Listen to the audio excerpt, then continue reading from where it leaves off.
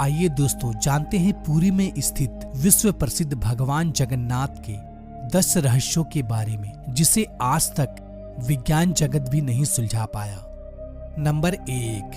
दोस्तों आपने यह तो देखा होगा, कोई भी झंडा हवा के दिशा में ही लहराता है, लेकिन आपको बता दूं, भगवान जगन्नाथ के मंदिर के ऊपर स्थापित ध्वज सदैव हवा के विपरीत दिशा में लहराता है। अब ऐसा किस कारण से होता है, इसका पता आज तक नहीं चल पाया। साथ ही इस झंडे को हर रोज बदलने का नियम है। ऐसी मान्यता है, अगर किसी कारणवश इस झंडे को नहीं बदला गया तो मंदिर अगले 18 सालों के लिए बंद हो जाएगा।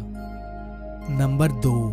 यह मंदिर 4 लाख वर्ग फुट क्षेत्र में फैला हुआ है और इस मुख्य मंदिर की ऊंचाई लगभग 214 फीट है। दोस्तों मंदिर के नीचे खड़े होकर शीर्ष यानी कि गुंबद को देख पाना असंभव है। इस गुंबद की छाया में भी एक राज छुपा हुआ है। यह गुंबद इतना विशाल होने के बावजूद इस गुंबद की परछाई सुबह दोपहर शाम कभी भी जमीन पर नहीं पड़ती।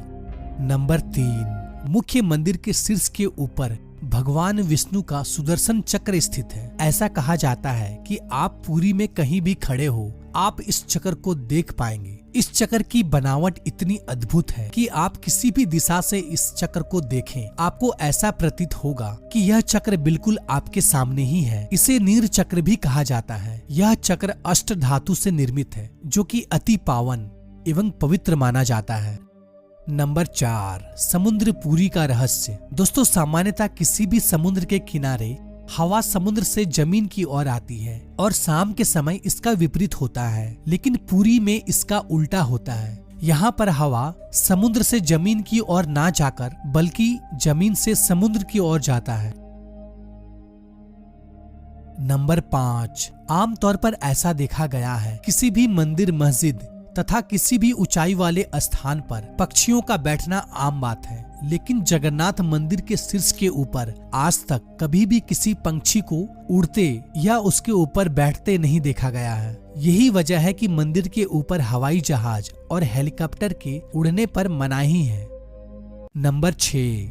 दोस्तों आपको यह बात जानकर हैरानी होगी, जगन्नाथ मंदिर में प्रतिदिन संध्या काल में मंदिर के ऊपर स्थापित ध्वज को यहाँ के पुजारियों द्वारा मंदिर में उल्टा चढ़कर बदलना पड़ता है। जी हाँ, आपने बिल्कुल सही सुना। इस भव्य मंदिर में पुजारी को सीधा नहीं बल्कि उल्टा चढ़ना पड़ता है और ध्वज भी इतना भव्य है, जब यह लहराता है तब सब देखते ही रह जाते हैं। इस भव्य ध्वज पर भगवान शिव का चंद्र भी बना हुआ है। नंबर 7। दोस्तों ऐसा माना जाता है कि जगन्नाथ मंदिर के परिसर में दुनिया का सबसे बड़ा रसोई है।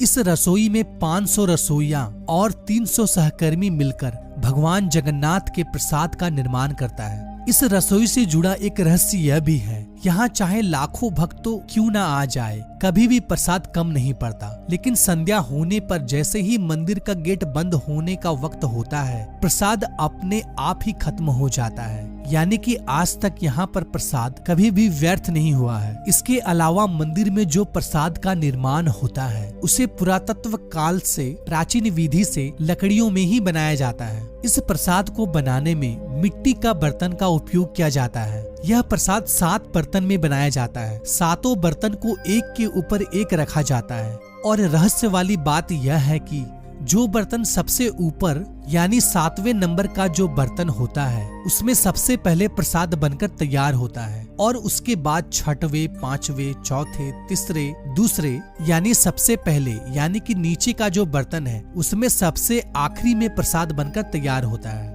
जो कि एक बहुत बड़ा रहस्य है, क्योंकि आज तक किसी ने सुलझा नहीं पाया है।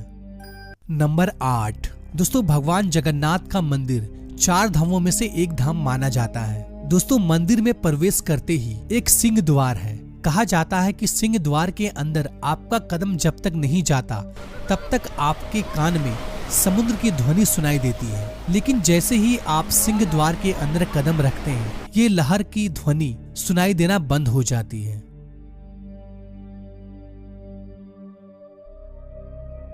नंबर 9। दोस्तों जगन्नाथ पुरी में मुख्य रूप से 3 मूर्ति विराजमान है।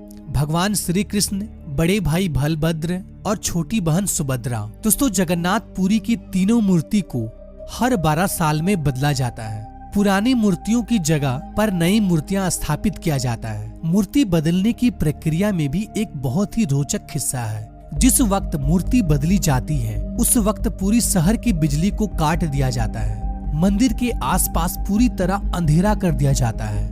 मंदिर के बाहर सीआरपीएफ की सुरक्षा तैनात कर दी जाती है। उस वक्त मंदिर में किसी का भी एंट्री पाबंदी होती है। सिर्फ उन पांडा यानी कि पुजारियों का ही एंट्री होता है जिन्हें मूर्तियों को बदलनी होती है।